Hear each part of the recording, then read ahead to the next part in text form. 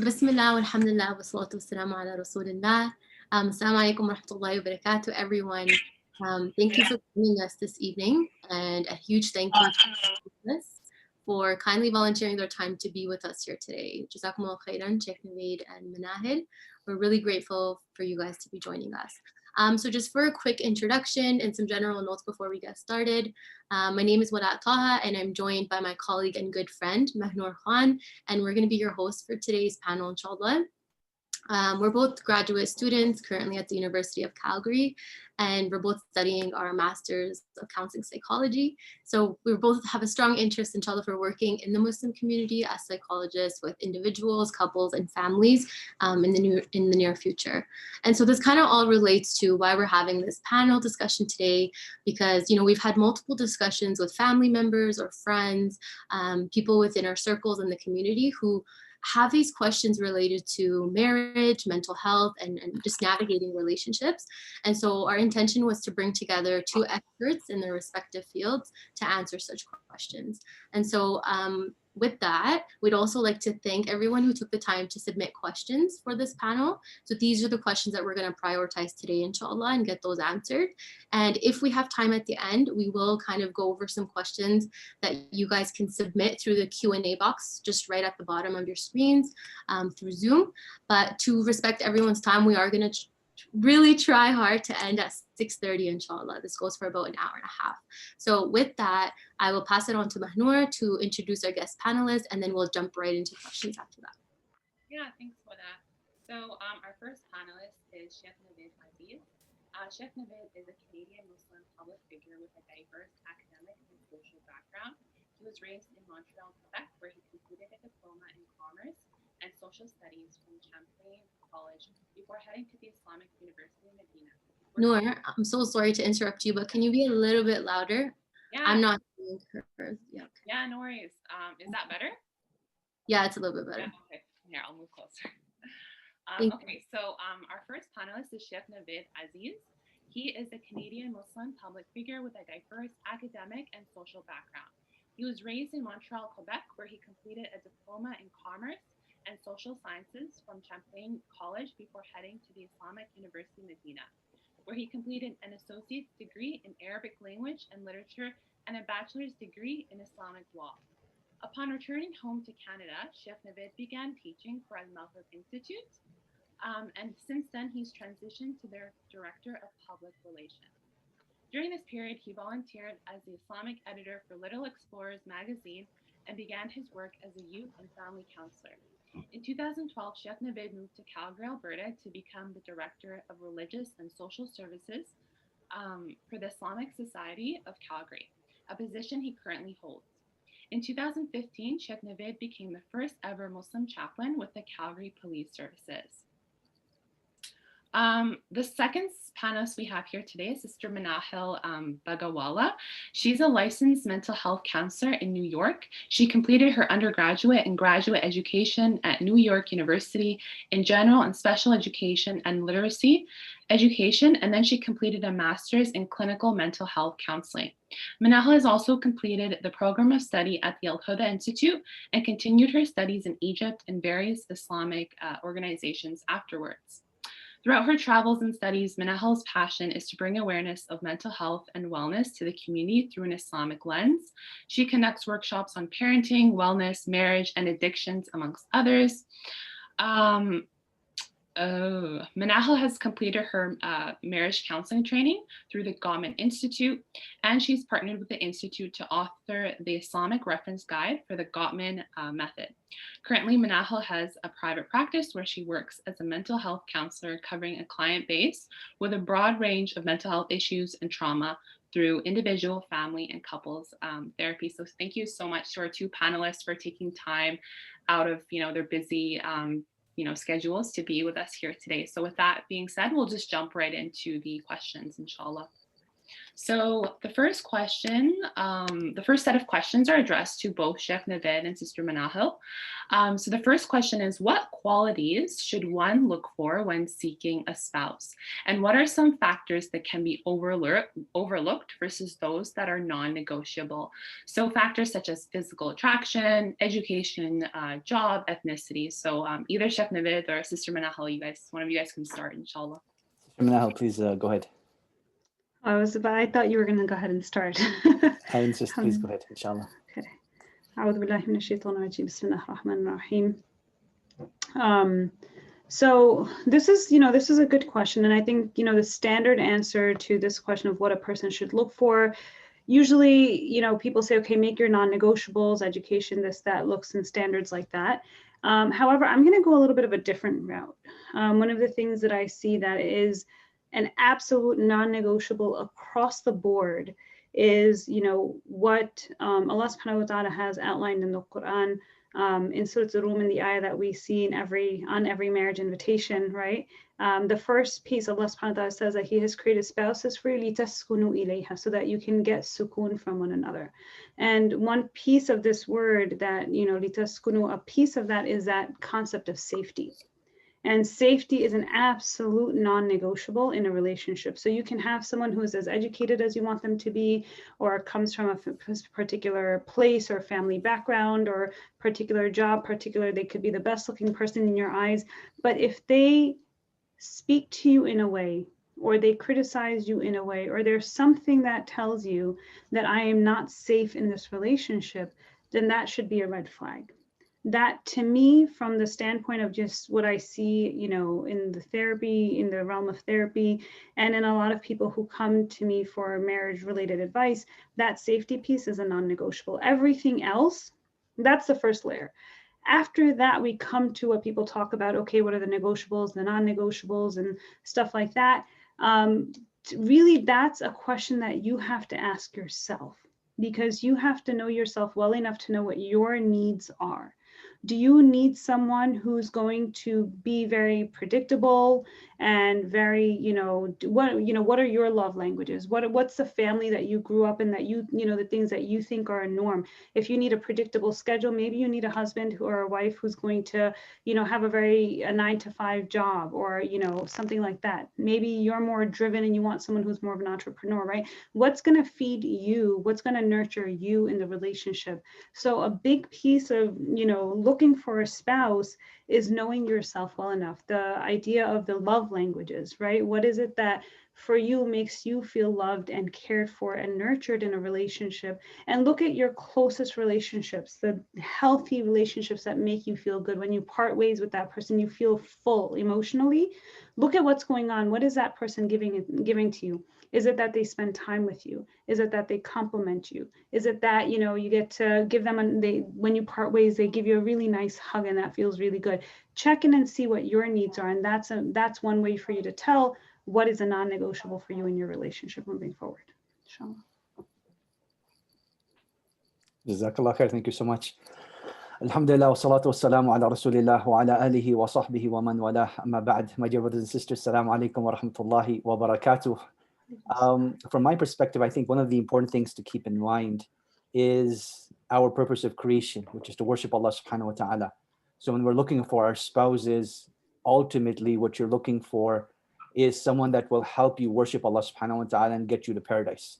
So that is the number one thing that should be the driving force in the marriage.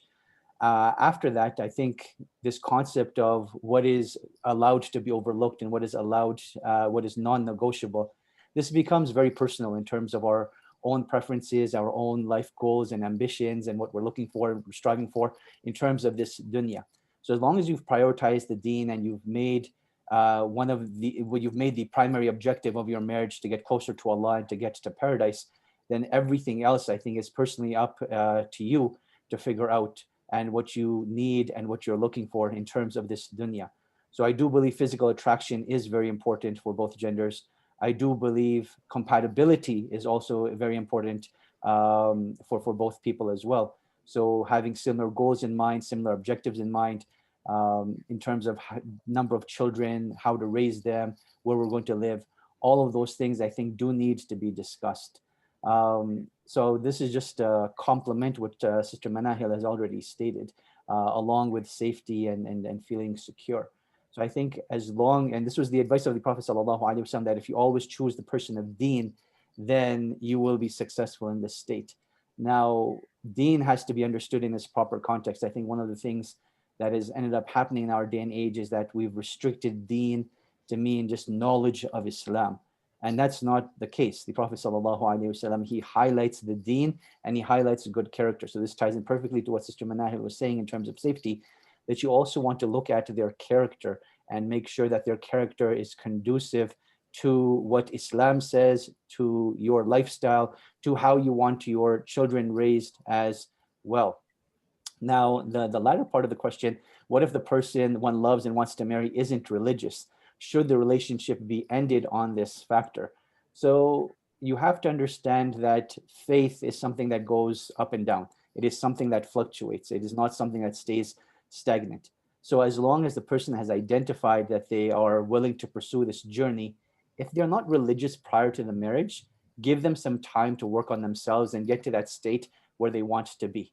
If they're going into the marriage hoping that you're going to make them religious, I would identify that as a big red flag. If you're not able to work on your relationship with Allah subhanahu wa ta'ala without your spouse before you get married, going into the marriage is not going to make things much easier. It requires self-discipline. It requires self-practice, right? So keep those things in mind. Now, if the faith goes down after the marriage, then we want to look at what's causing that. What are those external factors outside of the marriage and inside of the marriage that are leading to that state? And that's something that can be worked on. But if it's prior to the marriage, then yes, I would consider that a red flag. Okay, Jazakallah khair. We can move on to the next slide. Thanks, Wala. So these questions are specifically addressed to Sheikh Navaid. So the first one is, what is the Islamically appropriate way for a woman to, quote unquote, make the first move? So if a sister is interested in a brother, then there's no harm in making the first move. And we have to understand that there are cultural taboos around this. Even those of us that are born and raised in the West, it still is a cultural taboo. Now, what's important to keep in mind is that when your intentions are pure, and that's the first key thing, always make sure your intentions are pure, that they are for the sake of marriage and pleasing Allah subhanahu wa ta'ala and protecting oneself. Then the next thing to do is to get your wali involved and ask your wali to approach this brother to see if they're interested, and then start the courting process from there, where you get to know one another. Okay, and just to follow up on that, what are some halal ways of getting to know someone? So more specifically, is it okay for a man and a woman to meet in a public place or text or call in order to get to know each other for the purposes of marriage? Excellent. So I think there has to be a gradual progression that takes place in the courting process. So the initial phase should be meeting with the wali and the families meeting one another to see if this is something that both families want and both parties want. And then beyond that, there's a lot of flexibility in terms of what takes place. So man and a woman are allowed to meet in a public space as long as they're not alone. They're allowed to meet in each other's houses as long as they're not alone in the room. And in this courting process, eventually when they reach that decision of, are we ready to get married to one another or not, and they've made that decision and they get engaged, I would feel comfortable at that part, that is when they exchange text messages and WhatsApp messages at that point to plan the marriage and to make those decisions at that point. But prior to that, I've seen excess in terms of, both men and women, that once they start texting with one another, pictures come thereafter. We want to share our lives with one another. Emotions get attached even before the engagement period, and that becomes something that is incorrect and should not happen. Now, as for phone calls, I think that's perfectly fine. Again, along with the consent of the wali, if that is there, then they are allowed to call one another. Does the wali actually need to be on the phone when they're talking? I don't believe that to be the case. I don't believe that to be the case as long as that consent is there. Now, the most important thing I can remind myself and everyone else here with is the taqwa of Allah subhanahu wa ta'ala. that with these modern means, when it is only you and that other individual, you have to understand that Allah subhanahu wa ta'ala is that third party, that Allah subhanahu wa ta'ala hears everything that you say, and Allah subhanahu wa ta'ala knows what's inside. So always keep your intentions pure, and always understand that just because there's no other human being there, it doesn't mean the angels aren't recording what you're saying. It doesn't mean that Allah subhanahu wa ta'ala doesn't hear and know what you're saying as well. So always try to keep it as halal as much as possible. Jazakallah khair.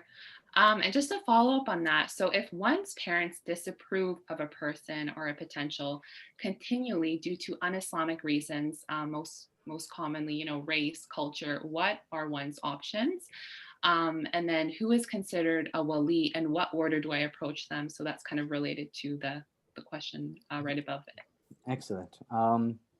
So if the parents continuously disapprove, and this is primarily the girl's wali herself, if he continues to disapprove based on non-Islamic reasons, then she does have recourse at that time. She does have recourse at that time. And what I would suggest is reach out to your local imam and reach out to your local sheikh and allow them to intervene in the process. Actually, sorry, let me change that. The first thing you want to do before you get your imam involved is try to get other family members involved and see if they can intervene, like your siblings, like your aunts and uncles. And if that is of no value at that time, then get your local imam or your local sheikh involved to sit down with your parents, explain the consequences of what can happen. And then at that time, one of two things will happen. Either the sheikh will appoint himself the wali, or the sheikh will ask you, who is your closest male relative from your father's side, because the wilaya generally is meant to be from the father's side. Now that can be very, problematic within the family, like especially if the father is no longer involved, his brothers will not want to be involved. Perhaps the sibling will not want to be involved. So it can be problematic. So that is why I always suggest let the imam or the sheikh figure out at that time who is the best person to become the wali. So if you've gotten the sheikh involved, let them figure out what to do at that point, inshallah. Okay. Yeah, go ahead, Wala. And Sheikh Navaid, just as a follow-up to what you said earlier, you've mentioned that, when you gain consent from the parents, inshallah, they could kind of call, meet in public places. However, how about if one wants to get to know somebody, but let's say due to race, they know their parents will not be okay with that. Are they allowed to talk to that person beforehand, before approaching their parents to see if it's kind of worth it, or is that like a no-no? So I think over here, there's going to be a lot of cultural stigma as well. And that's what we're trying to avoid. Now, in terms of the courting process officially, getting to know a person for the sake of marriage is one thing, but getting to know a person, are they even qualified to get married, is another. So if you're just making that preliminary assessment, that is this person ready to get married and to find out more information, then I don't think it's good for them to meet in private in the first place, right? Get a sister that knows a brother who knows that brother, or find a married sister that has a husband to speak to that brother. And you can find multiple ways to make that assessment. But courting without the consent of the wali, even though it may not be outright explicitly haram, is definitely not the best way to approach things and to gain the trust of your parents and to show maturity and responsibility. Okay, Jazakallah khair. So we're going to move on to the next set of questions. Sure. So these are for both Sister Menahal and Sheikh Navaid. So the first question is, what strategies are effective for individuals who are experiencing low mood related to wanting to get married, but not finding a suitable / compatible spouse? I'll let Sister Menahal go on this one, inshallah. Bismillah. So the first thing I'll say about this question is that, if a person is wanting to get married and that's, they're of age and they're looking, this is unfortunately all too common this day and age, and you find yourself in a low, experiencing a low mood, then number one, that's natural and that's normal. That's a part of the human condition. We want, we're built to have companionship, to have that, to be in relation to one another. And when that's not available to us, then it will hurt, right? So I never want to just shun or, push aside feelings that a person has of sadness or whatever it may be coming up related to not being able to find a spouse. Now, that's the first thing. The second piece to this is, taking some time to engage in introspection, right? Think about what it is that you need in looking for a spouse or in a spouse. And additionally, then what's the barrier in getting there, right? And, we have all of the advice that people will give to get out there, to, take whatever steps necessary, get on these marital apps and websites and stuff like that. But what I'm going to suggest is something a little bit different, right? So my lens is coming from the perspective of, from a therapeutic perspective, looking at what are the patterns that we engage in our life? What are the patterns that we developed early on in our life, way before we were of marriageable age, that impact how we look for a partner, that impact who we attract, that impact our own kind of, our sense of connectedness, right? So if a person, for example, has a very,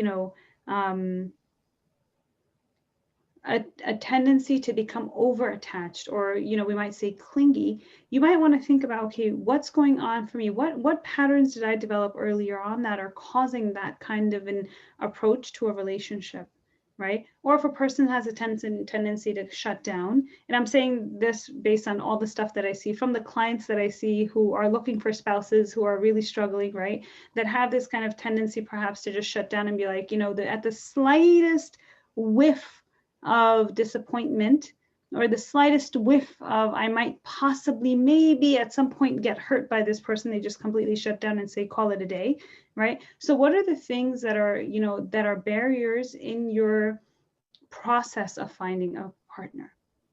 That's, taking, for granted the fact that you've put in the effort, that you've, looked in the community, contacted people that know people, that you've tried, give it a fair shot, right? I mean, for people who say, I'm not doing the online thing, I can, I've heard enough horror stories about it that I can understand why a person wouldn't want to, but I'd say, give it a fair shot. So if you have given everything a fair shot, if you've put in that due diligence and you're trying and it's not working, it might be time to stop and say, not to place blame, not to say it's all my fault and I'm not lovable, but if that is a train of thought that runs in your mind, I'm a loser, there's something wrong with me, that might need to be addressed before you can go into a relationship and fully, in a healthy way, be present with a partner.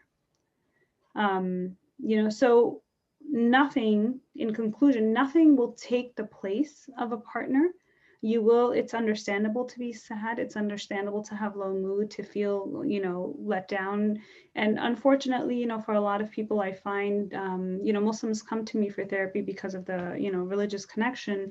And I find that a lot of times people start to blame Allah subhanahu wa ta'ala, we ask Allah's protection from that, but the sadness is understandable, but you have to take responsibility to find the means to the ways that you can get your needs met in the time that you're waiting. So that's the third piece of this, is in the time that you are looking for a spouse and have not yet found one, think about what your needs are. Are your needs to have loving touch? I know someone who is looking for a spouse, they've, gotten divorced, and with this person's permission, I'm sharing this example, she took up horseback riding because she really needs like touch, right? That's some people's love language. And without that, they feel starved emotionally. And so she took up horseback riding. She doesn't have a halal means of getting, touch from the opposite gender, but horseback riding is halal. And so that's something that she has taken up for herself now. So think about what your needs are and find other ways to have those needs met in the meantime, not as a replacement, because inshallah, we want, we pray to that you find a spouse, but in the meantime, to sulk and to keep going deeper into that rabbit hole of sadness is very easy, and we can lose our faith in that process. So I really, urge people to take up something, to figure out what your needs are and take up something that's bigger than yourself. Take on something that's going to expand your horizon of your purpose in the dunya. Jazakallah khair. Thank you so much. I would add two things to this. Number one is that this concept of finding a suitable and compatible spouse is directly tied the qadr of Allah subhanahu wa ta'ala and dealing with the qadr of Allah subhanahu wa ta'ala. So I think it's a very valuable point that Sister Menahal made, that we never reach a level where we start blaming Allah subhanahu wa ta'ala. So the two parts of this equation, as Sister Menahal identified, is, are we doing our due diligence and putting our best foot forward? And then after that, let Allah subhanahu wa ta'ala do what Allah subhanahu wa ta'ala has to do. And when the time is right, you will find the person that is right for you. And this is why it is attributed that Umar ibn al-Khattab radiallahu anhu, he used to say regularly as a part of his dua that, oh Allah, I do not know what is best for me, only you know what is best for me. And this is very important in this discussion over here, that sometimes we become hasty where we want to get married right here, right now. But in reality, Allah subhanahu wa ta'ala knows that it's not best for you to get married right here, right now. It could be detrimental to your deen, it could be detrimental to your akhirah, it could be detrimental to other relationships, and a wide variety of other reasons as well. So when the time is right, definitely you will get married, bi'idhnillahi ta'ala. So that belief in qadar and revising our iman in qadar is very, very important, particularly when we are struggling.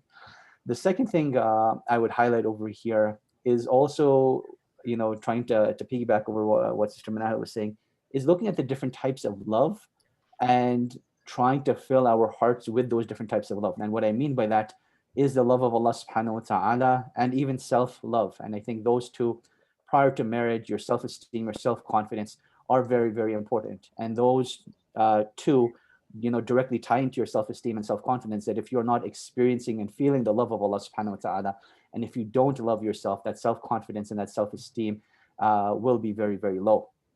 So with that being said, you want to look at ways of building your relationship with Allah subhanahu wa ta'ala and strengthening that relationship in terms of dhikr and dua and recitation of the Quran, and just trying to be the best Muslim that you possibly can.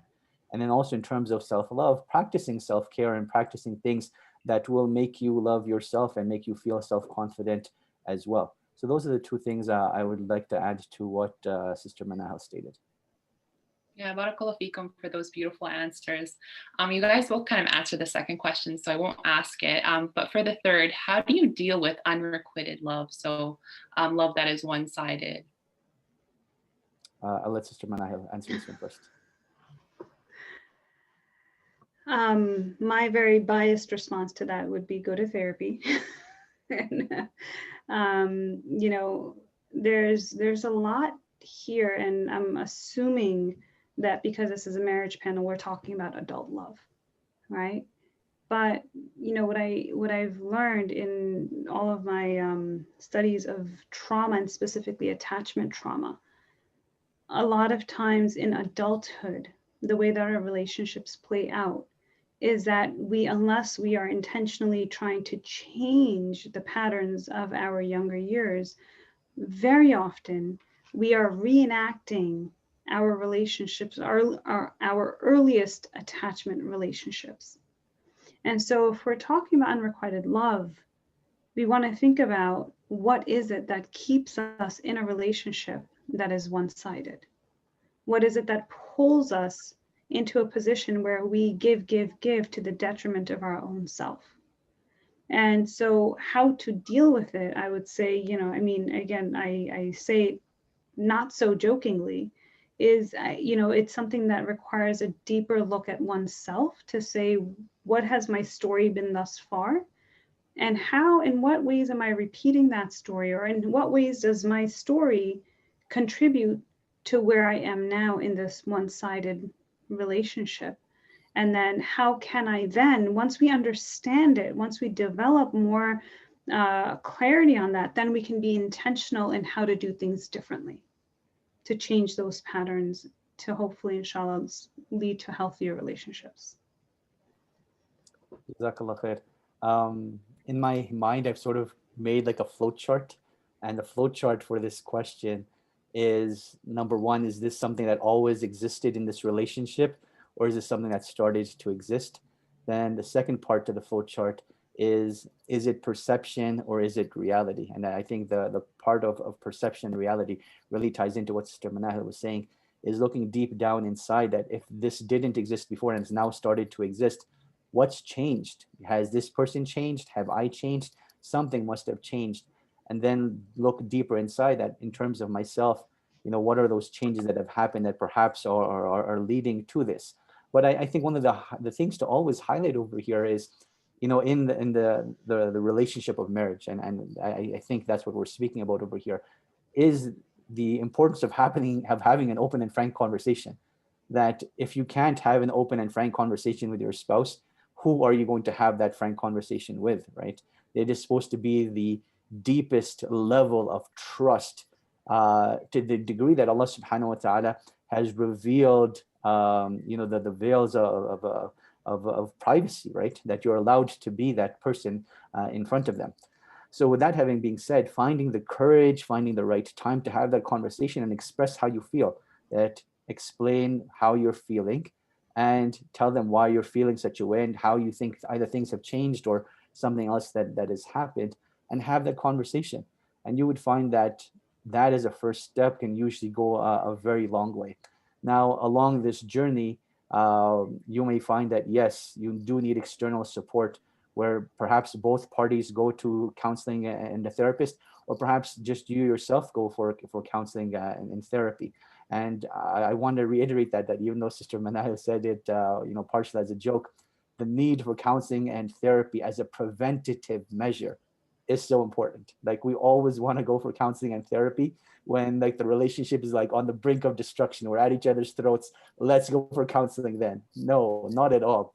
This concept of premarital counseling is so important. And even once you're married, from time to time, just checking in with a therapist and a counselor and just asking, hey, what can we do to improve our relationship as a preventative measure will go very, very far. So I know a lot was said, but inshallah, there was some value in it. Excellent. So moving on. So this is for both speakers once again. So the first question is, what advice would you give a new couple to help them build a healthy foundation for the relationship, i.e., communication strategies, things like that? Excellent. Sister Menahal, would you like to go first? Alhamdulillah, I can shorten my response because you just answered it. One of the things I would have said to this is the preventative measures that you mentioned, Sheikh. That's so important. I get almost giddy when I get people coming in for premarital counseling, because it's so important. Because, and I tell couples when they come for premarital counseling that I am going to look for the problems. I don't expect this to be an, oh my God, we love each other and we're getting married in a month process. I am looking for the potholes. I'm looking for the landmines. And I want them to be found here, where I can actually be a guide in helping you to figure out how to navigate those things, so that once you leave here, having had premarital counseling, you're not leaving here just knowing that you can, inshallah, get married with a little bit more ease of your heart, but also with tools to navigate the hard stuff when, not if it comes up, because it's going to come up, but when it comes up. And so that's the first thing what Sheikh Navaid mentioned is, the preventative measure of getting the premarital counseling. And you took the words right out of my mouth, Sheikh, when you said people come to counseling when things have gone awry. When we talk about the Gottman Institute, their research finds that people have been in turmoil in marriage for at least, on average, 6 years of turmoil, not marriage, but turmoil in the marriage before they get counseling. I've had couples come into me for counseling after over a decade of turmoil, not a decade of marriage, a decade of turmoil in the marriage. And then getting frustrated when 6 sessions don't suffice to solve the problems that took 10 years to accrue, and over 10 years to accrue. And so the preventative measures are absolutely imperative. Premarital couples especially, but my marriage, people who come to me for marriage counseling as well, the first thing you want to do is you want to educate yourself. We can't go into marriage saying that I'm going to do the things my parents did because they had a 40-year-old marriage. Their challenges, their culture, their, era was different. So much has changed. The mindset, the lifestyles, social media, there's so much influencing how we think and we feel about ourselves and our relationships. You have to be proactive. You have to take the workshops, read the books, to educate yourself, right? And find the sources that are going to teach you the skills to communicate effectively. Notice when things are starting to get sticky, and then right as soon as they do, get help. Don't wait until there's deterioration in order to get help before you start getting help. So that's, just as a foundation, that's where I would say people should start. Jazakallah khair. Thank you so much. Oh, yeah. So if I would add to that, again, I would break it down to pre-marriage and post-marriage, or rather pre-nikah and post-nikah.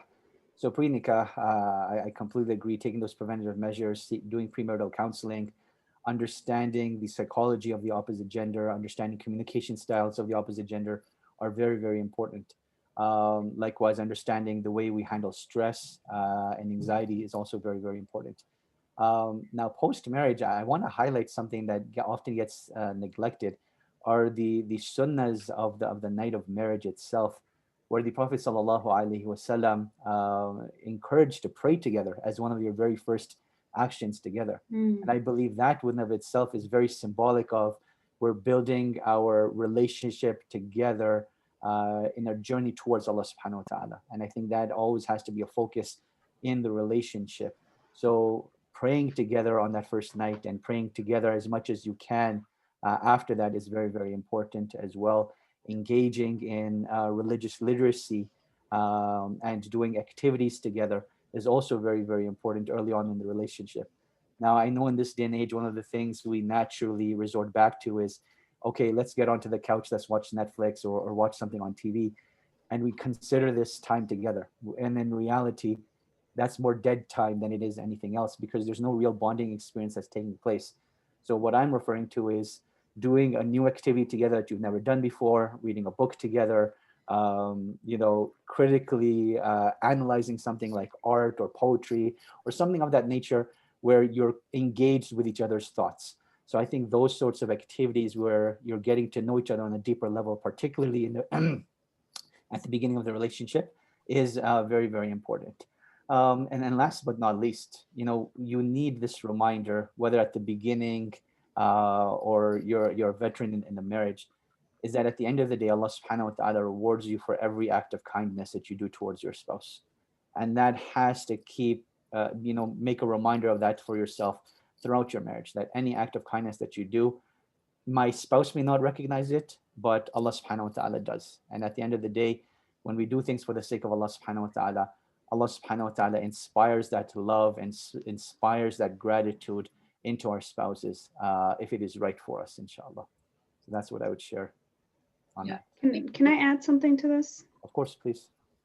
So just as you were speaking, Sheikh, I had the thought, such an, like the suggestion to do new activities together is so great, because what happens is psychologically when you're doing something that's a little bit exciting, your dopamine, all of those like excitement hormones are going to be there that are going to actually make you more attracted to your spouse.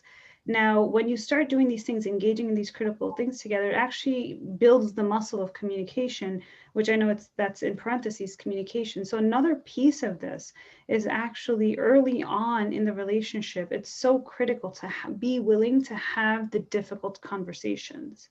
If something is not going well, if you're engaging with each other in the way that Sheikh Navaid mentioned, you will be better equipped to have difficult conversations and be vulnerable in those difficult conversations early on in the marriage, before the pain has accrued, before the injuries have become insurmountable or more difficult to get past. And so doing the good stuff together will also, inshallah, lead to a better capacity to have the difficult conversations. And you have to be willing to do that. It's easy to overlook them in the beginning, but it's also easier to develop the muscles for having those hard conversations in a kind, compassionate manner early on as well. Excellent, great points. Jazakallah khair. Yeah, thank you both so much. So the second question is, how do you increase compatibility between two partners, especially in cases where partners are raised in different cultures and environments? Sister Menahal, please.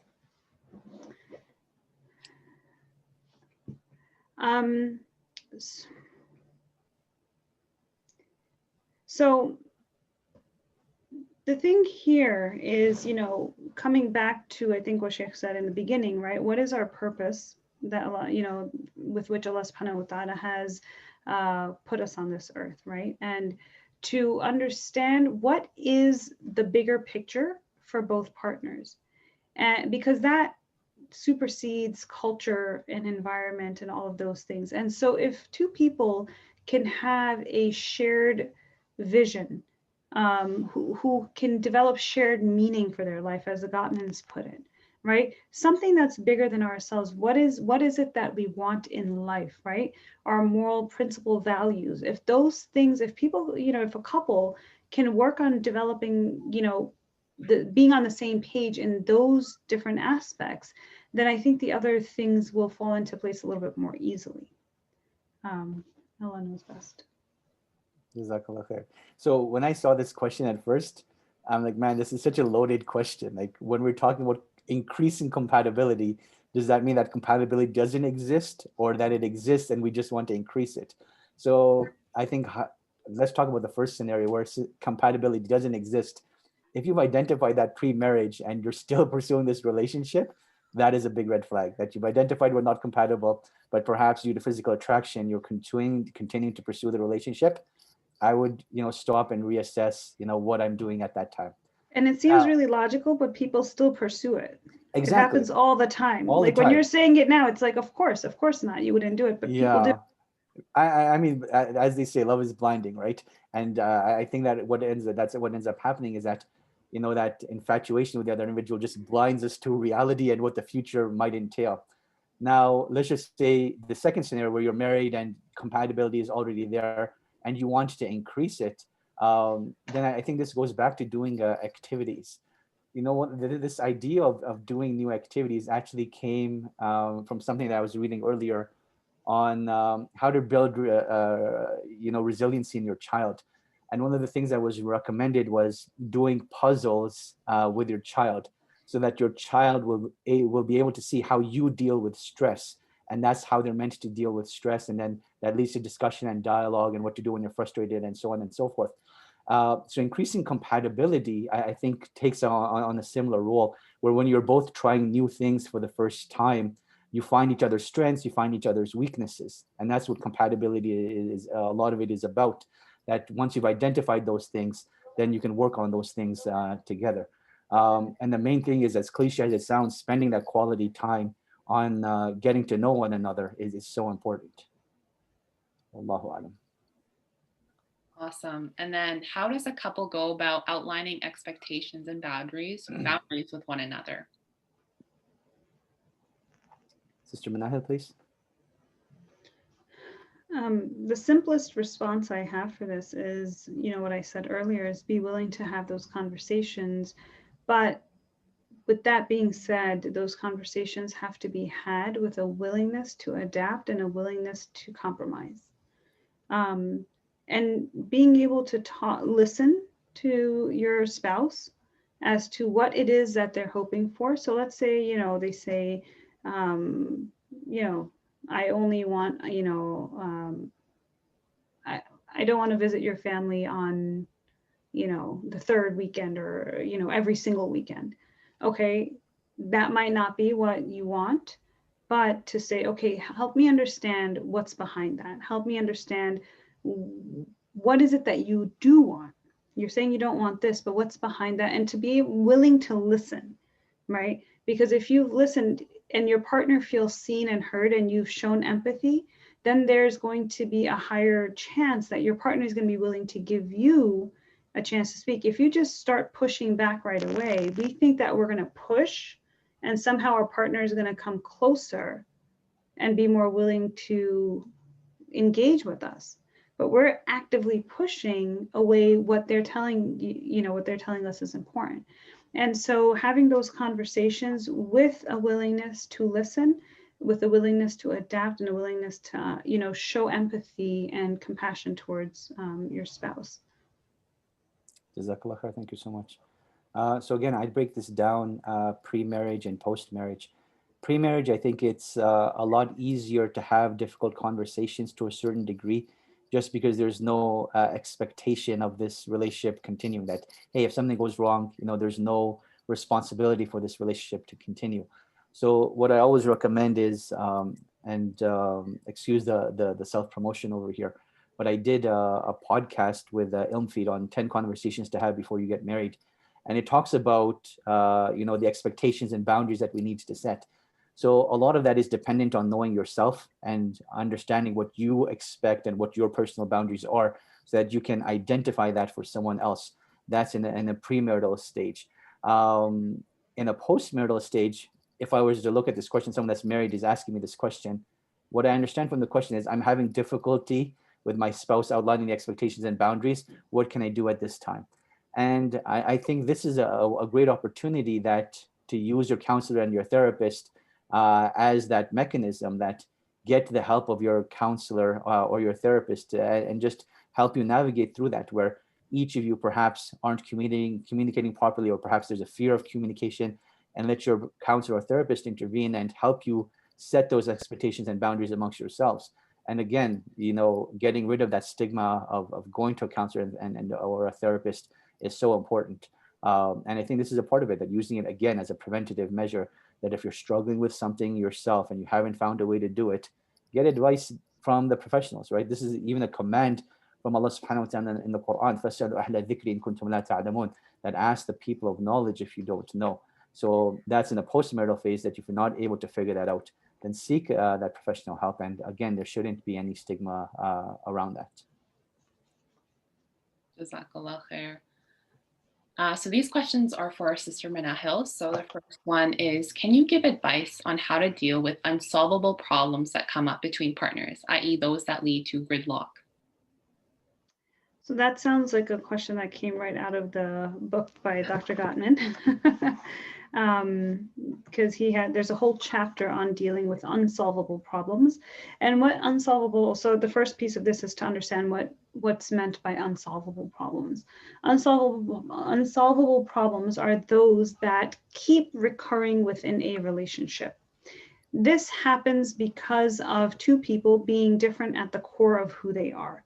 So for example, the easiest example that I think everyone can relate to is, let's say one partner is a spender and one partner is a saver, right?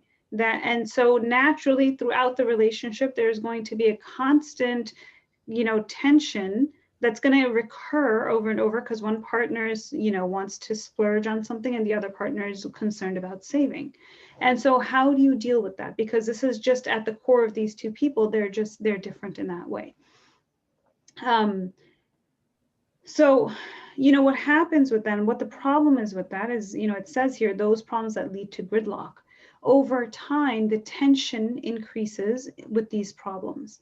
And so it's really important, because over time, each partner becomes more and more sensitive to this issue and feels more and more attacked possibly by the other person. So if you find that you and your partner, or you and your spouse keep hitting the same road bump, the same issue, that's probably an unsolvable problem.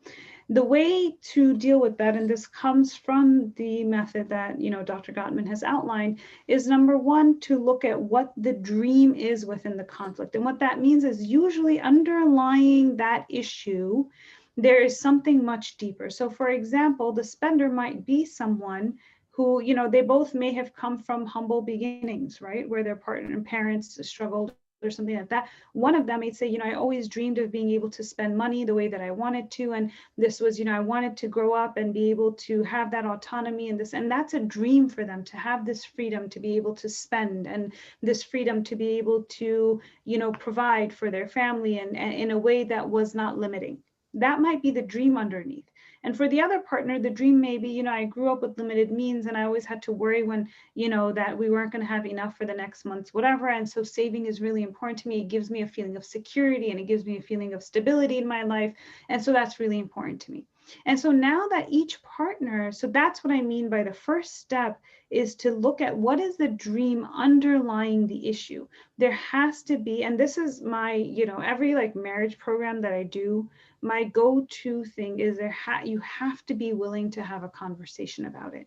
You have to be willing to listen, put your own agenda to the side for a moment and listen to your spouse and say, okay, help me understand, what is it about spending that's so important for you? Tell me, what does it mean to you to spend? Like, what's the meaning that this holds? Why is it important? Is there a story that goes with that, right? So be willing to ask these questions so you can understand the significance of this for your spouse. Once you do that, then spend some time, and then you both, share the deeper meaning with each other. Then you take time to actually say, okay, how can we, and then there's a step, and and you can read about this in the book, but the next, practical piece of this is to take time to then reach some kind of a compromise. So for the spender and the saver, they might reach a compromise that says, hey, look, this is the amount that we want to maintain in savings. This might be like the lowest amount that we maintain in savings, and that amount helps me feel safe and secure. The spender might say, I need to have X amount of dollars, per month or per whatever amount of time to be able to spend as much as I in whatever way that I want, because that will give me that sense of freedom that I'm looking for. So the dream underneath the issue of finances is the freedom to spend or the security with savings. And so you can find some kind of a compromise based on what the dream is. And then the really, really important piece that comes after that is to show gratitude and to appreciate one another when your spouse actually takes, puts in an effort, and you see that they're trying to help you reach that point of reaching your dream with this unsolvable issue. Lovely. It just reminds me how the Gottmans say that most problems are actually those perpetual problems, right? And so it's really important to have dialogue. So the next question is how to resolve different conflicts. So for instance, one partner might have like their conflict resolution style is to need space, and then another partner might walk away. So if these two partners have very different styles, how do they kind of reconcile? So this is, one of the things that Sheikh Navaid mentioned earlier was, we have to know our own, how we handle stress going into, and so actually this is something that I address with every premarital couple that comes to me, right? How do you deal with conflict, right? And understand, then we talk about, so the way that we do it is we talk about each person's individual conflict resolution style, and then the dynamic between both of them and how that's going to look, right? And so there are two parts of this, and I'm going to talk about this for, from the lens of people who are married now, right? So, because I see this, people who are married, one person wants to storm out the door, and that activates the other person and makes them lash out more, and it becomes a cat and mouse, right? So different, resolving a different conflict resolution style usually is this cat and mouse that we're talking about. One partner gets activated and needs that comfort, needs that hug, needs that warmth. The other person gets activated and needs to bolt, right? Needs to get out of there. And that results in the first person then feeling even more activated or abandoned or ignored or, feeling insignificant or unlovable or whatever may be coming up. So with this, number one, there is that individual piece of saying what's going on for me in those moments of conflict when my spouse does this. What do I need and what happens for me when my spouse does this? And then coming to the table, and usually, if this has been happening for a long time, it might be hard for a couple to do just on their own. It probably would be important to get, some support through marriage counseling for that, to say, okay, let's pay attention to this pattern that we're stuck in, right? Because this is a pattern. And Sue Johnson talks a lot about that, right? Let's notice the pattern. When I get angry, my voice starts going up. And so they might, before we get to the point where it explodes into one partner leaving and one partner shouting and screaming, we want to help couples recognize the kind of the preface to the blow up, to the, to that conflict getting to that point. And so one of the things I do with couples is I work with them on recognizing the pattern and saying, okay, I know that my voice starts to get raised, right? Or the partner, the spouse, the husband might, let's say, for example, the husband might say to the wife, and then he can tell her, so when your voice starts to get raised, I start getting nervous because I go into that mental space where I think that everything I say or do now is going to be wrong, you know, and so I just start to shut down. And she might, you know, and so it's breaking down the pattern. She might then say, well, when you start to shut down, I feel like you're ignoring me. And that makes me even more angry. And I just start to keep going and going and going. And all I need from you in that moment is a hug and for you to tell me that that's okay, that, you know, and this exact conversation I had with a couple not too long ago, where we said, you know, okay, when the spouse whose voice starts to go up, the other spouse should just put their hands on their shoulders and say, hey, what's going on right now? I'm listening to you, rather than getting worked up and walking away. And we want to do that before it escalates to the point of the partner walking away, about, you know. And so resolving the different resolution styles would mean, number one, know what you need, right? Do some work with yourself to figure out where that conflict resolution style is coming from, and what it is that you need in that situation. Number two, have the conversation in a calm time, right, about the pattern, about this kind of repetitive state that you fall into, and start way from the beginning, way before the actual conflict, so that you can notice what are the things that tell you that you're about to get to that point. And someone needs to jump in and say, hey, we're doing it again. We're starting to move towards a conflict. You know, and I worked with a couple on that recently. I said, hold on, let's pause right here. Do you notice you're both getting into that place where you want to prove the other wrong? And when you get to that space, then nobody wins, right? Because we completely lost sight of the actual topic. And now we're just nitpicking on the words that each one of you is using. And they're like, oh, whoa, yeah, we are, you know, completely lost the topic, right? And so recognizing the patterns, but calling it out before it gets to the point of boiling over. And then taking steps, deciding ways to actually break that pattern, break that cycle before it gets to that point, finding cues to help each other do that. Lovely. And then the next one is, how can someone change certain traits they possess that may impact their marriage, such as having low self-esteem, anger, shutting down when hurt? I mean, we should know my answer to that, right? Well, the question, you know, the question that I'll ask is, you know, if someone finds himself in this situation, is what brought you here? What got us to this point of having low self-esteem or having anger or, you know, shutting down on her? Normally, usually, not usually, I would say probably 100% of the time, this part of us that shows up within a marriage is there to protect us. And it's paradoxical because we want, if we, you know, these parts that are there to protect us, whether even anger, right? Shutting down, they're showing up because somewhere along the way, we learned that this works. Somewhere along the way, I learned that if I think badly about myself, then I can put up with more criticism from the outside. And so even that part of me that says you're so horrible, you're worthless and this and that developed somewhere along the way to help me deal with my circumstances. You know, a beautiful, you know, a session that I had recently where we were talking about someone's fight part, right? Their anger. And we realized that this part developed at a time in life where parents were unavailable, were very critical, were very, you know, just not available for any kind of nurturing. And where, you know, this person who was a male who went to school, got connected with people who just, anger was the only way to be safe. And now in the marriage, this person, that's how they deal with everything, because the access to the rest of the emotions. So that angry part is there to protect a person from actually having to deal with any vulnerability, right? So the question is, how did you get here? Where were these things learned? And how are they helping you? It seems very paradoxical again, because these are the things that seem to ruin our relationships, but they're there to help us.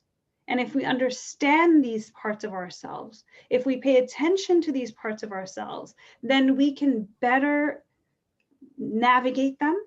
Then we can actually say, oh, I feel myself getting angry again because I feel ashamed. We'll find that a lot of times anger is there to help us deal with shame. Anger is there to help us deal with vulnerable parts of ourselves that we don't know how to deal with. And so if we pay attention to the anger, usually we say just push the anger away. No, but if we pay attention to the anger and say, okay, what's this anger trying to tell me? Then we can say, okay, I can deal with with the need that the anger is trying to have met unsuccessfully. But when we meet the need, then the angry part of us can calm down. And so the question I'd ask someone is, how did you get here? And how is this part serving you?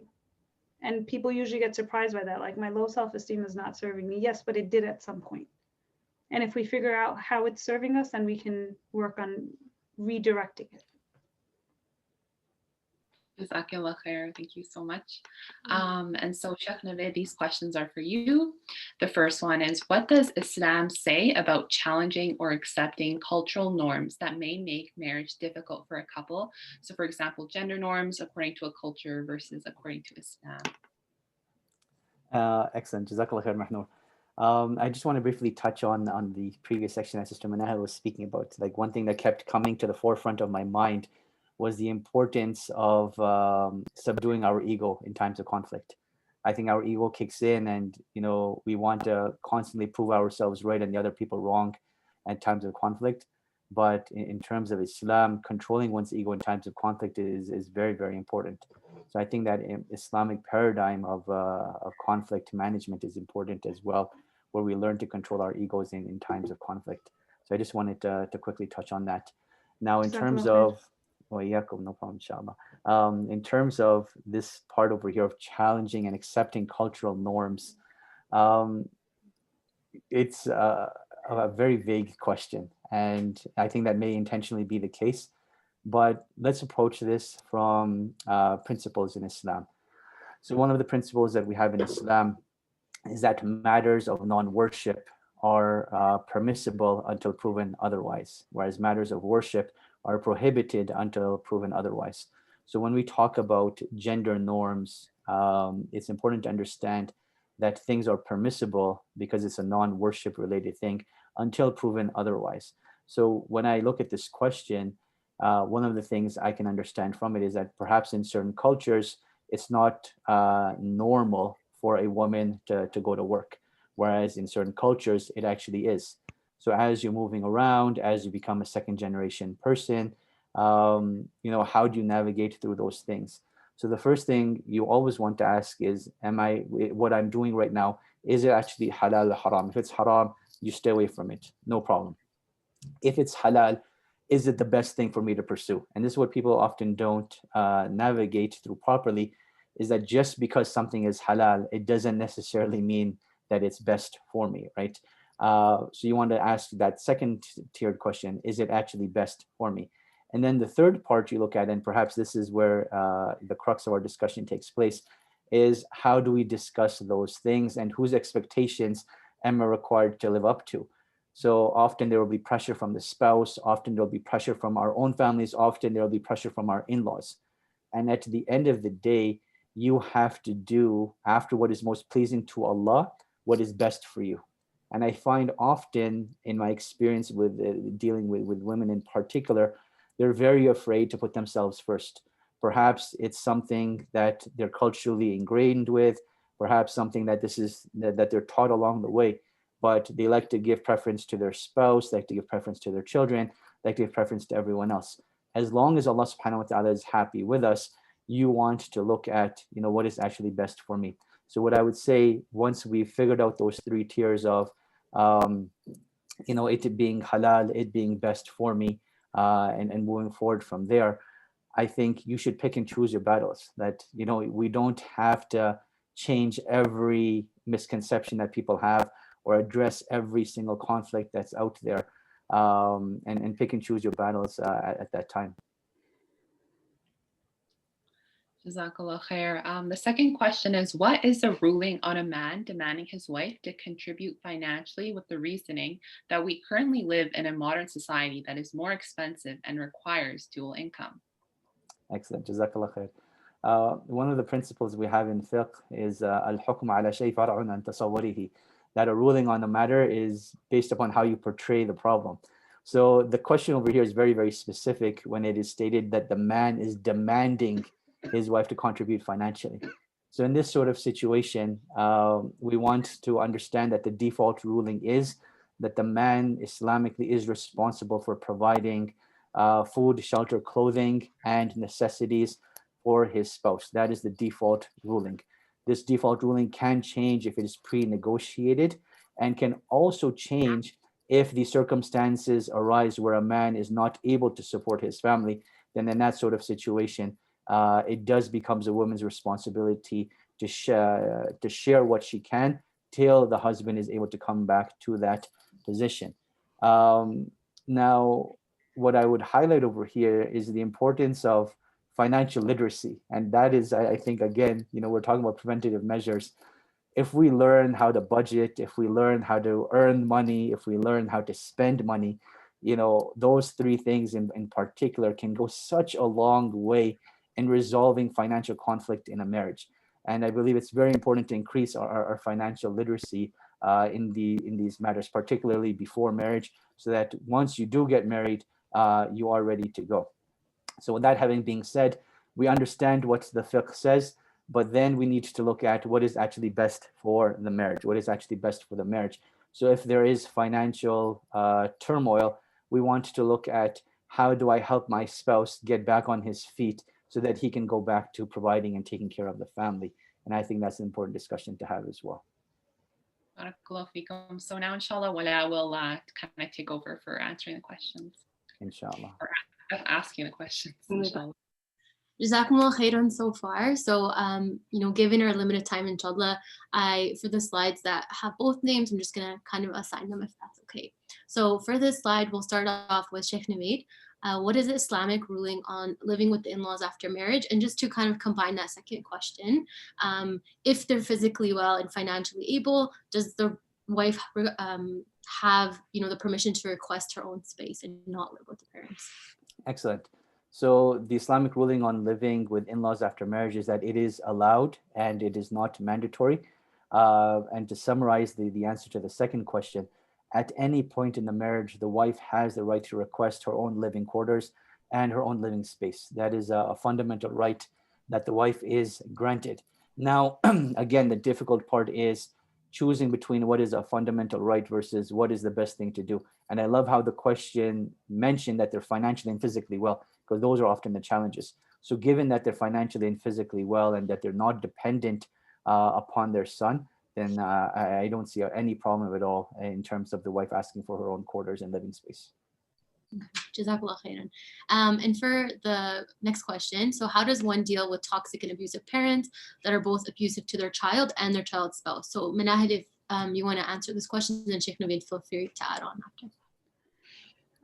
Sure. So with this, number one, if a person can't deal with this, then I would say, this is why premarital counseling is important. It's important. See, this is a hard question to answer, and I'll tell you why. It's because in this day and age, the words toxic and abusive get thrown around like candy, right? Everyone's toxic, everyone's abusive, everyone, and so we have to really be careful about how we use these words, right? And, there's also a legitimate situation where people are toxic and actually abusive, right? And so that's the first piece, is to really understand what these words mean. Now, if there are things where a person is, their relationship with their parents is one of like complete subservience to a fault, right? And now they've gotten married and they don't know how to separate. They don't know how to create clear boundaries between their own family and their spouse in the cases where there's actual toxicity or abuse. Then, that's something that, pre-marriage, if it comes up, if you notice that in a thing, then I would say that would be a huge red flag to actually not move forward in the relationship.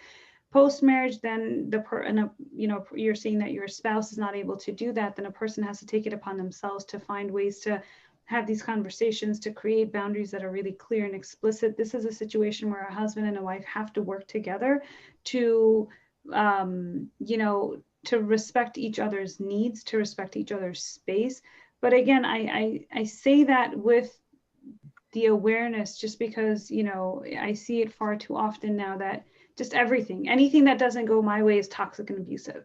And that's a danger as well. And we want to really be aware of that, because, you know, for parents, as you know, asking something of their child and that is at a time that you don't want it to be, or, you know, saying something that you didn't like, that wasn't about you, but, you know, that's different than maybe your relationship with your parents, which is very distant and just, you know, surface level formalities post marriage. It might feel intrusive to you, but it's not necessarily actually intrusive, right? So we want to have a little bit more clarity on this topic, and not just, you know, jump to everything being toxic and abusive, because I'm, you know, as I mentioned, that comes up a lot. So I'll chime in very quickly. In terms of the daughter-in-law and the in-laws, religiously and Islamically, there's no obligation towards them except towards the spouse. So any ihsan that is shown is ihsan due to the spouse itself. So that's something to keep in mind. So any form of abuse that is thrown, they are not meant to tolerate, and they are allowed to separate from that relationship with no blame upon them.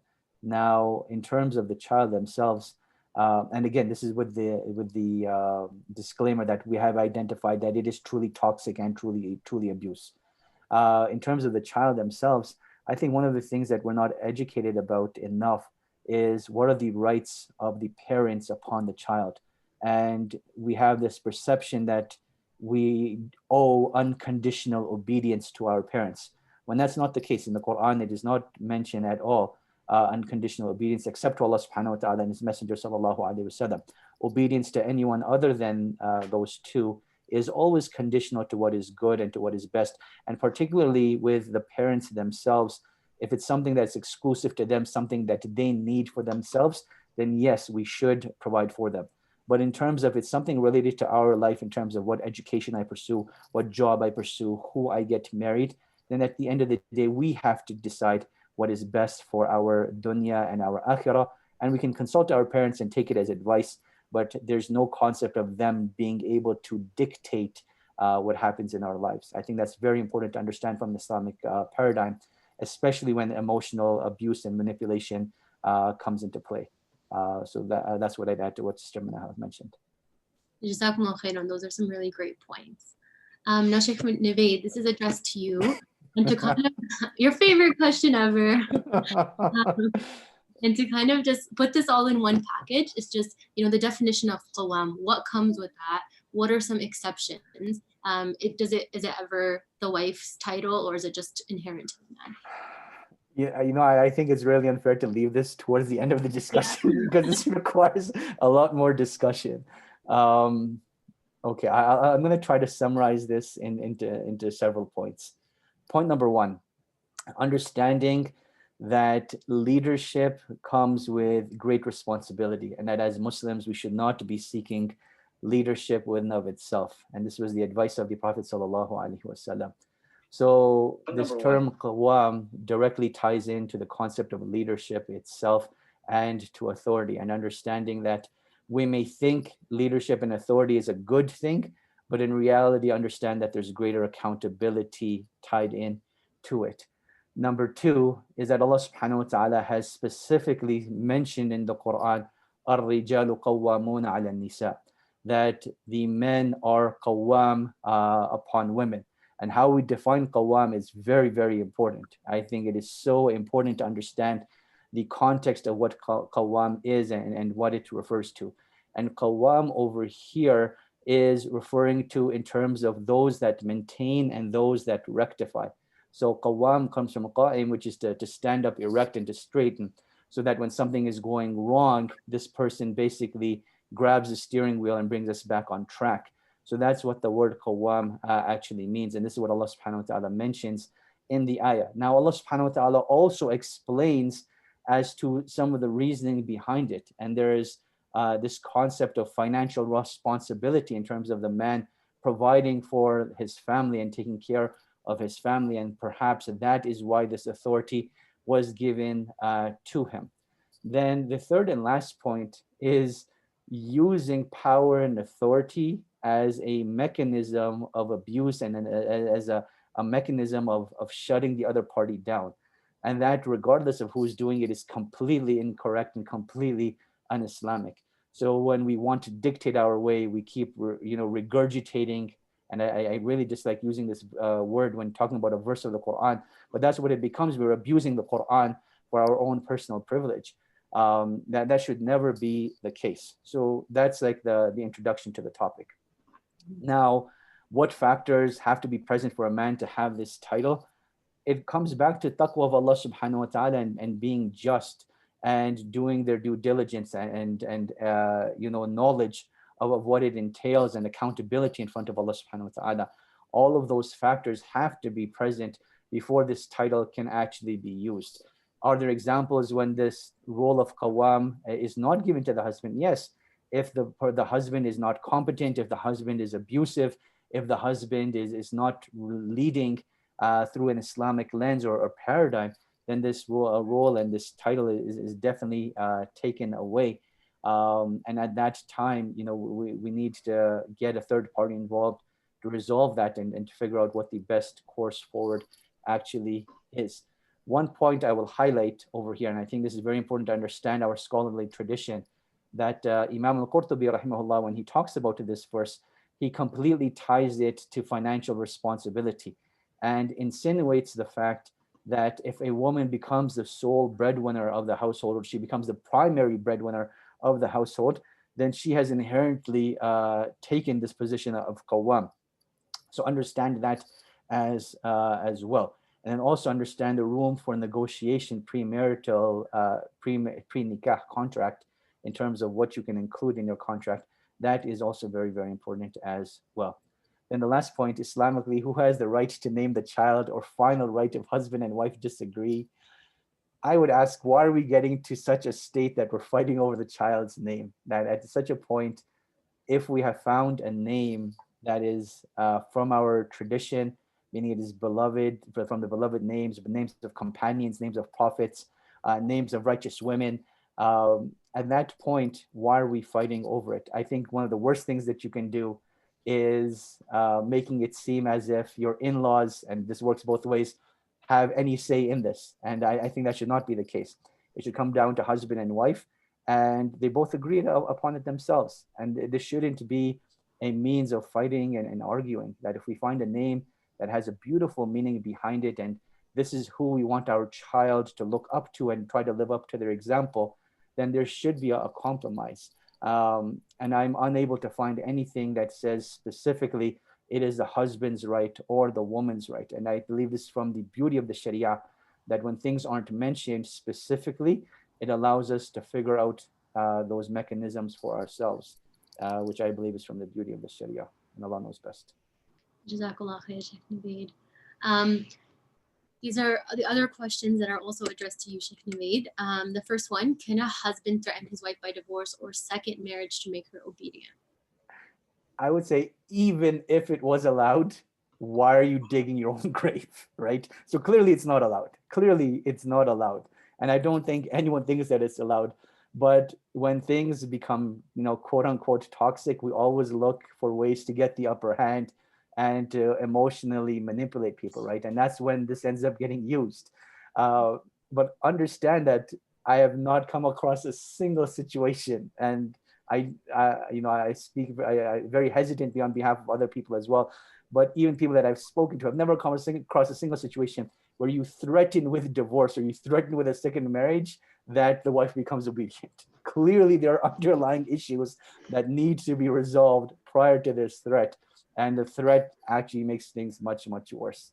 So no, it is not allowed Islamically to threaten with divorce or with second marriage. And the next question, regarding polygamy, although it's clear that it's generally permissible, what are some boundaries or considerations our community should understand regarding this topic? And I'm speaking about this purely from a North American context, that within Canada as a country, polygyny, which is, favors the man, polygamy in general, is not allowed. It is, from the law of the land, that it is not allowed.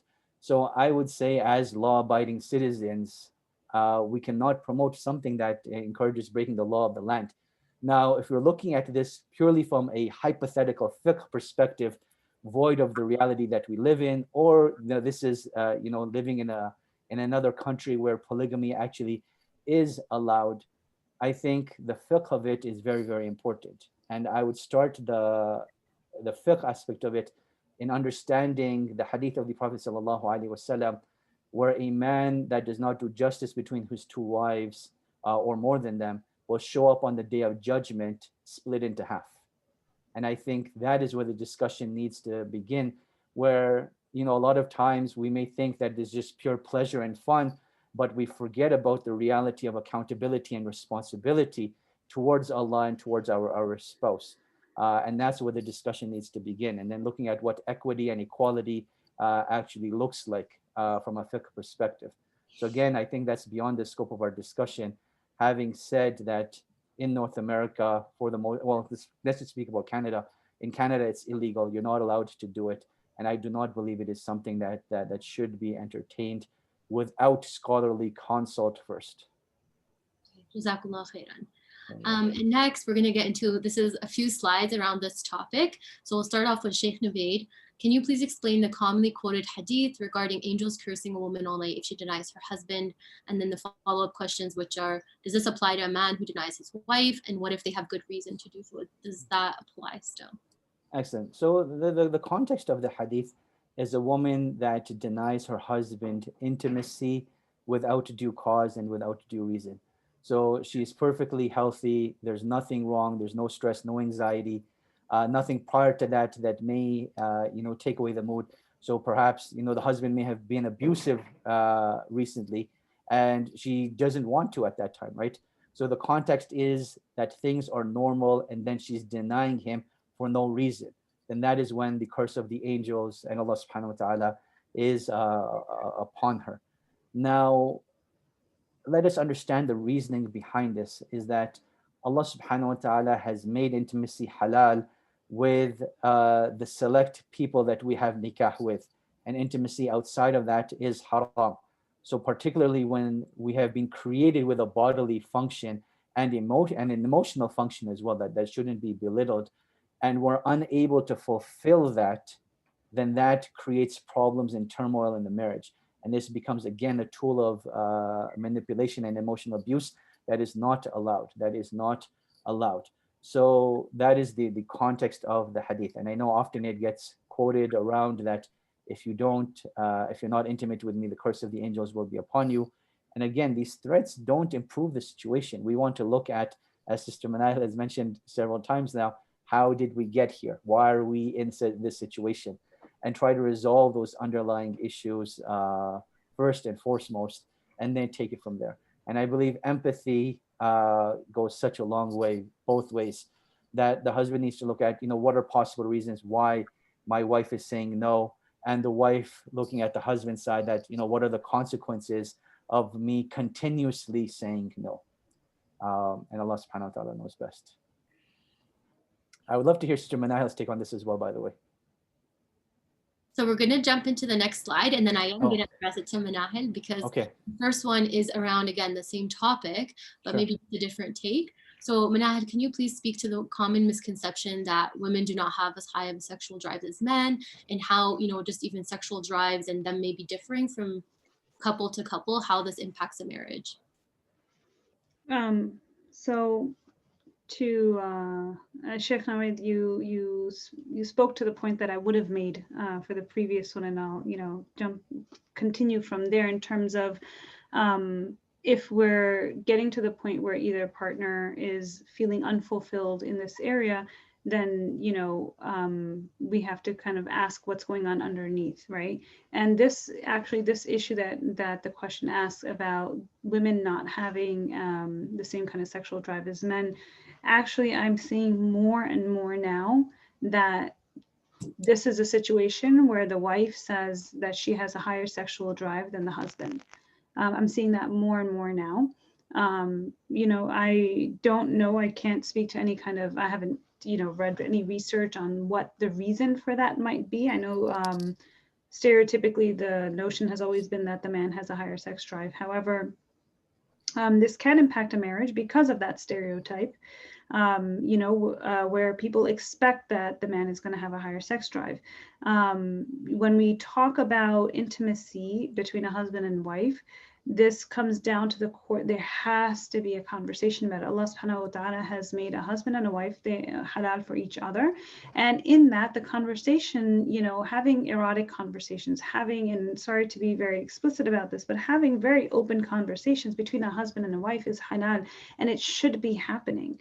If it's not happening, that is a question that we have to ask. If there are issues happening in this area, we have to ask what is going on emotionally between these two that's causing them to not be able to have this conversation. Jazakallah khair. Thank you so much. The only thing I would add to this is, again, being very specific in terms of what we're speaking about. Sexual needs for men and women are quite different, and that has to be recognized. And the fulfillment of those needs and the process behind them is also quite different. So to equate them into one, I think does an injustice to the topic. So the whole concept of quality versus quantity, I believe does play a factor over here as well that needs to be addressed. Wallahu a'lam. Yes, absolutely, I agree. Jazakallah khair. Jazakumullah khairan. Sheikh Navaid, this next question, I think you already touched on it, but what does Islam say generally about the wife's sexual needs and satisfaction?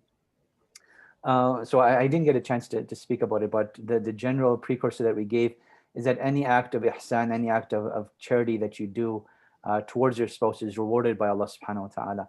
And this is one of those things that the Prophet sallallahu alaihi wasallam mentioned specifically, that even the act of intimacy with one's spouse, one is rewarded for. So I believe going out of their way to do this is something that is recommended to do. That, protecting not only our own chastity, but the chastity of our spouse is from the objectives of marriage, is from the objectives of Islam.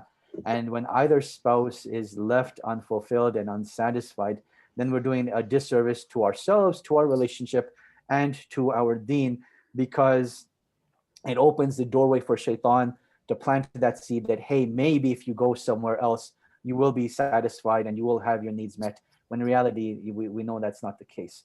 So this is something that should be taken seriously both ways, and understanding that the needs and satisfaction of both parties is imperative to the best of our ability, inshallah. And Sheikh Navaid, I believe that you touched on this a little bit, but for an example that maybe you can both speak to is that, a wife, due to years of emotional abuse from her husband, discontinues the intimacy with him. And then when the husband does seek help and he wants to resume intimacy immediately, the wife, is facing her own anxiety issues in his presence. So she doesn't want to seek a divorce, but she's not really quite there to engage in intimacy. What is she obliged to do per Sharia rulings? Seek counseling and therapy. And this is the reality of it. Like, this is exactly, I think, what Sister Menahal and I were trying to mention earlier on, that why are we waiting till, we're on the verge of the relationship completely breaking down to seek help? So these years of emotional abuse prior to that happening, like even before that abuse started, is when we should have been seeking that help. Now, in this sort of situation, I believe it's important for the husband to be realistic, that the wife may have forgiven you and you may have crossed this first hurdle, but it doesn't mean that things are back to normal, right? So that has to be taken into consideration as well when discussing this topic. So I would say there's a point in time where you discuss Sharia rulings and you need to know what is halal and haram, and this scenario is not one of them.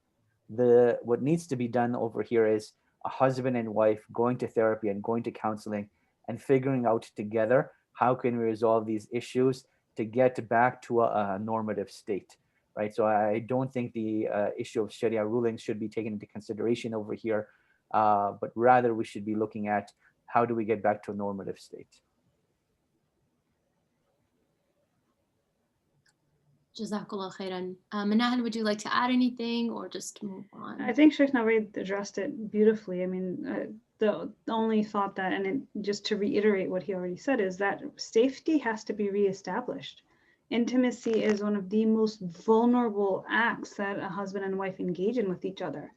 And if you don't feel safe with a person, how can you engage with them in that way? How can you be that vulnerable with them? So it would make sense it would probably be a dissociated state for the person who's been abused to engage in intimacy. They wouldn't be able to be there mentally or physically. Yeah, I if think that's been the case. you both raised really important points, and this kind of continues on to the next slide. Menahal, this is for you. You know, kind of putting the first two questions together. How can one encourage vulnerability and trust in a relationship, especially when, let's say, the spouse is trying to be vulnerable, but you're still getting hurt as the partner receiving that vulnerability? So this takes, you know, that core concept of safety in a relationship, right? And it takes, again, I feel like these core principles, I keep kind of revolving every answer around them, because that's what it really, really comes down to, is to say, you know, what do I need in order to feel safe in this relationship, right? And so being able to speak to those needs, being able to, you know, because a lot of times we haven't taken the time to understand what our own needs are, right? And if we don't know what our needs are, then we can't voice them. And so that might be something to get, you know, to maybe speak to a friend about, go to therapy for, right? To understand at your core, what is it that you need? When you can voice those needs and those needs are being met, then there's going to be more of a capacity to be vulnerable, right? Trusting in a relationship, the other piece of that is that you have to be able to provide that safety for your partner. A lot of times we know what, you know, okay, this is what I need and this is what you're doing wrong, but we have to look at the flip side too. What are the cues that I'm giving off? You know, as soon as my partner, as soon as my spouse starts to speak to me about what, you know, hurts him or her, do I just start going like this? Do I start giving them like dagger eyes, right? Do I start like pulling away? Do I start giving off just in my body language and my facial expressions or my tone of voice? Do I become short, right? Do I feel so insecure that I push away the conversation? So we have to pay attention to the cues that we give and whether or not those cues are providing safety for our spouse, right? Because that safety goes both ways. And so if you're saying, you know, that your spouse is being vulnerable, but your feelings are getting hurt, then that might mean that you have to take a step back. And that's where Sheikh Navaid, what he said about the ego, we have to look at the ego, right? What is it here? Now, is it the way that your partner is saying it to you? Is it the way that your spouse is saying it to you? Does it feel like it's a criticism and that, you know, you're doing this wrong? Then there might be a way to say, hey, look, I really want to hear you out. But when you keep saying that I'm doing it wrong, it's hard for me to understand what you need from me. All I'm hearing is that I just keep doing everything wrong. So can you try to tell it to me in a different way, right? So that could be a part of it. If your spouse is really trying to say it in a kind way and you feel hurt, then that's where you might need to do some work and say, you know, where is my insecurity, or am I not able to hear, you know, that I have room for improvement? Is that my own hurdle that I have to get over, right? So that safety goes both ways, and taking a little bit of an objective look at what's going on in this interaction, right? If there's a fly on the wall, what is that fly seeing? Not just from what I can see my spouse doing, but from what I'm giving off as well. Jazakallah khairan. We do have one more slide. If that's okay, can we take 5-10 more minutes of your guys' time, Sheikh Navaid, Menahal? Yeah, bismillah, no problem. That's fine. Sheikh Navaid, did you have anything to say about this? A lot, but I don't want to open up that kind of word, but I think you did a great job. Jazakallah khair. Thank you so much. And Menahal, just for the last question, do you think we should be completely open in a relationship, or should some thoughts or feelings be filtered? This seems like one of those questions that's meant to get me in trouble. Because on one hand, we say, you know, vulnerability and openness and sharing everything with your spouse and your spouse knowing your innermost self, and that's all good and well. But there's also such a thing as tact, and there's also such a thing as compassion, and there's also such a thing as, you know, as a filter, right? We live in a time where it's all about, I'm going to speak my truth and I'm going to say what I want to say. And, you know, and there's a place for that also. But we have to pay attention to when that aspect of I'm going to be who I am and, you know, that kind of like aggressive approach, it's not healthy. right? And so there has to be a balance between that. So yes, you do want to be open, but this is not a black and white question. There's no black and white answer to this, right? I'm never going to encourage secrecy and stuff like that between spouses. However, I've seen situations where the breadwinner is like, not telling their wife or husband that things are really bad financially right now, business-wise, because they don't, and that, I don't think that that's healthy, right? However, at the same time, there's a way to have these conversations. So I don't think it's not about whether you should or shouldn't, it's about how you do it that's more important. Such a great point. Thank you. Jazakallah khairan. And for our last slide, this is kind of addressed to both of you. Menahal, maybe if you can start us off, how can I support my partner, or how can one support their partner who has mental health issues? So this is another one of those questions that's really sticky. Because the first thing I'll say to this is you cannot support someone who doesn't want to be supported. Okay, so if there's, in a marriage, the person who has mental health issues has to take responsibility to be addressing them. Now, when one spouse is taking the necessary steps to address the mental health issues, then you as their partner and spouse, you want to ask, because it really depends on what the mental health issues are, right? It's going to be very different if someone has, bipolar disorder versus if someone has depression versus if someone has anxiety, right? Or versus if someone has complex trauma from childhood abuse, right? These are all going to be different things. So if you want to support your partner, number one, they have to be actually taking steps to address the issues, and they have to want the support. And if they want the support, there has to be a very explicit conversation of how that support is going to look and how it's going to, what support is needed by the partner. Okay, and for the second one, Menahal and Sheikh Navaid, if you'd like to add on, if a spouse is experiencing mental or emotional abuse from their partner, how should they handle it, especially if the abusive spouse is not willing to acknowledge their actions or seek help? I'd really like it if Sheikh Navaid took this one first. Okay. Okay, so I'll just reread the question. If a spouse is experiencing mental health or emotional abuse from their partner, how should they handle it, especially if the abusive spouse is not willing to acknowledge that acknowledge their actions or to seek help? So the first thing I would say over here is that it's important to have our own support systems as well.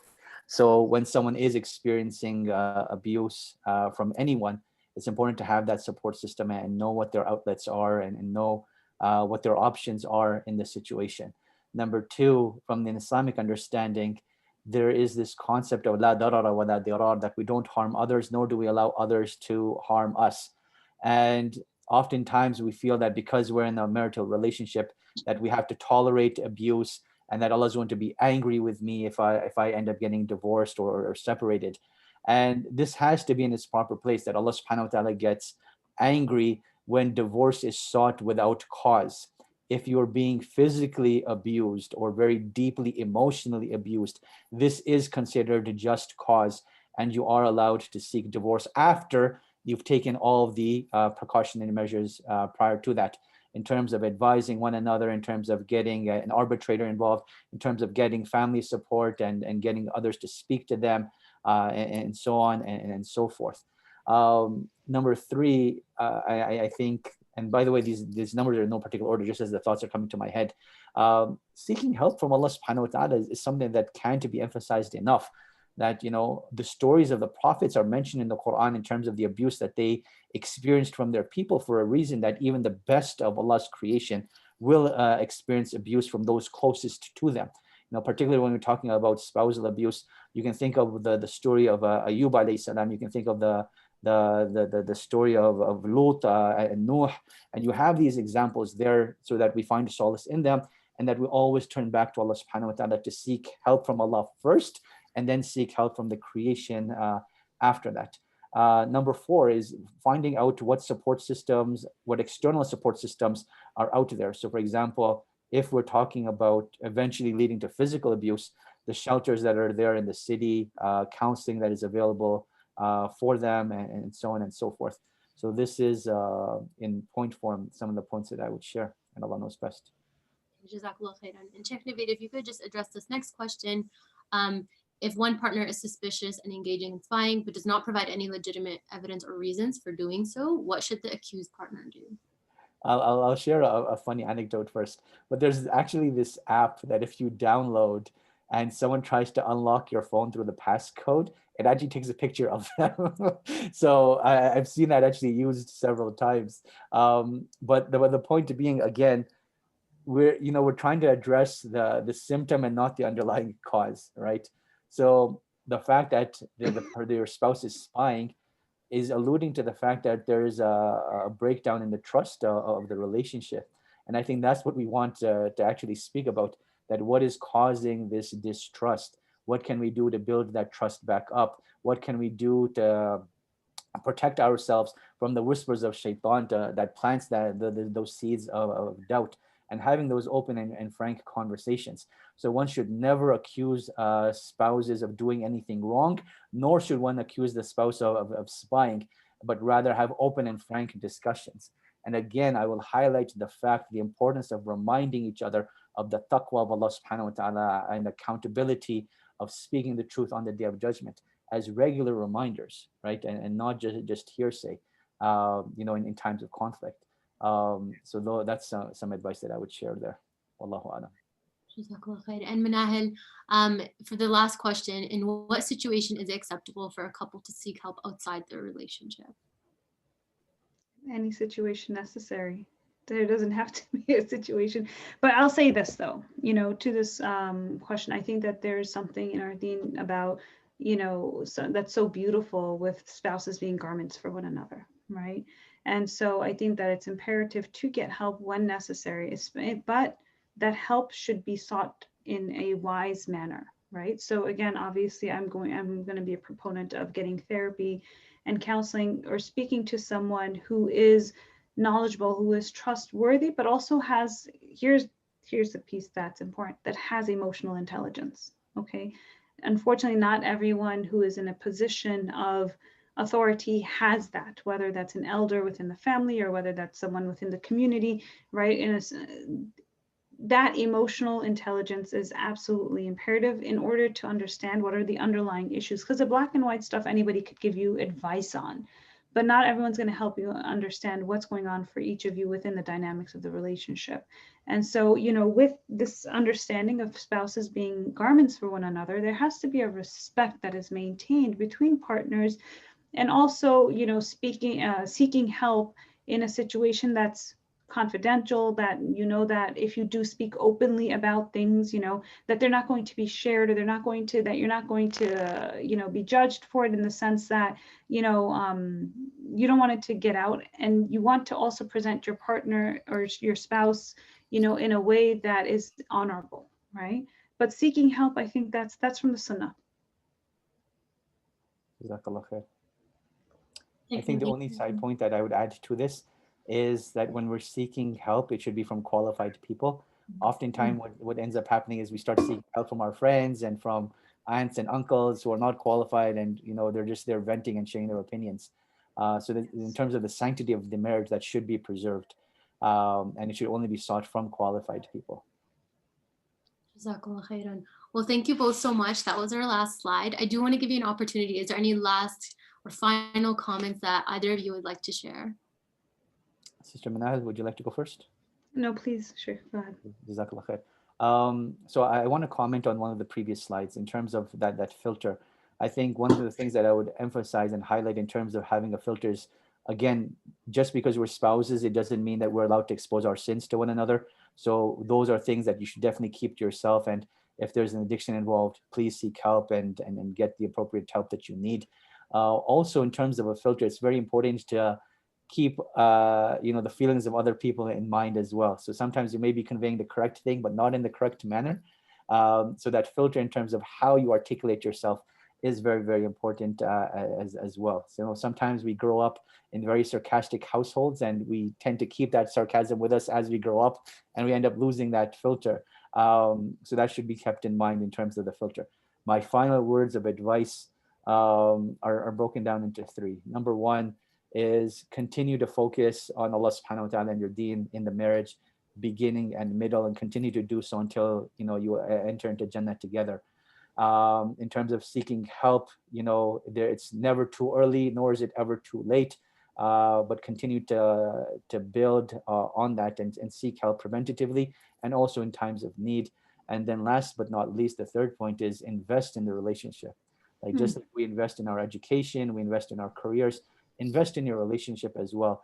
And it's I personally consider from a fiqh standpoint that any money that we spend on our marriage in investing in it, experiencing new things, increasing our literacy and education, this is all an act of sadaqah that you will be rewarded for, inshallah. So that in summary in 3 points is what I would conclude with, and Allah subhanahu wa ta'ala knows best. I could not have put it better myself, and I think that's a beautiful place for us to pause. Alhamdulillah, jazakallah khair, Shaykh.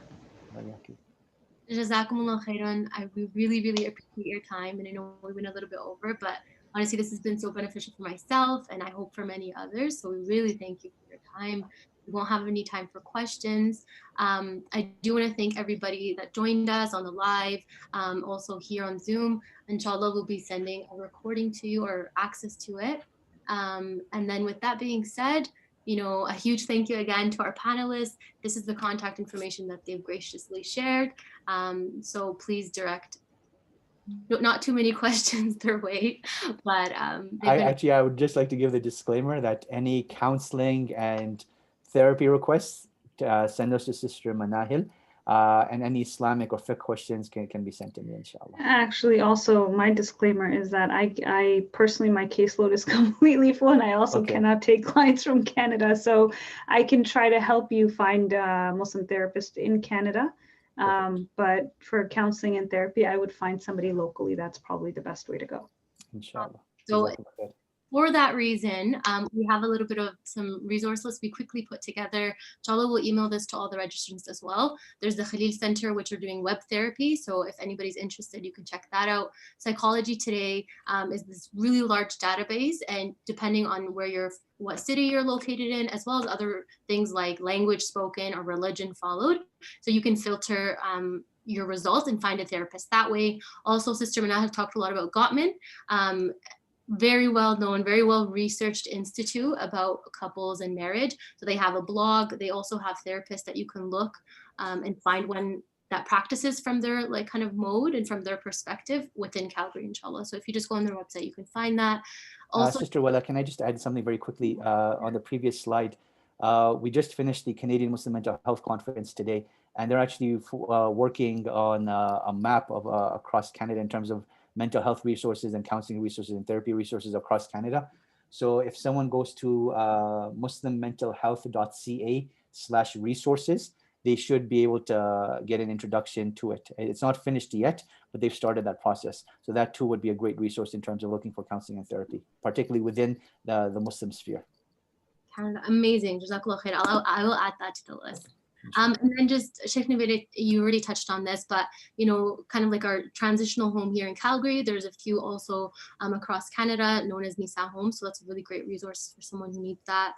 Also a helpline for women. There's something called Nasiha Helpline, which is for youth and teens, and then just generally Access Mental Health, which is like an Alberta wide resource. So inshallah, we'll be sending you these through email. And last but not least, we would like, this wasn't a requirement or anything like that, but Mahnur and I, we collaborated with IISC. So here in Calgary, they have 2 massages, and they supported us so much in putting this program together. So if you benefited from this, and for us to continue to reach out to organizations like this and put these events together, then please do support them. You can just go onto their website, look at all of the programs they hold, and consider donating. So inshallah, this can keep occurring. So that's all that we have for today. Once again, I want to thank everybody for joining. I want to thank our panelists. Your volunteer time is so appreciated. May Allah put so much barakah in all that you do and all the efforts that you do. Jazakumullah khairan. Jazakumullah khairan. Jazakumullah khairan. Thank you so much. Hope everyone has an amazing evening. Assalamu alaikum wa rahmatullahi wa barakatuh.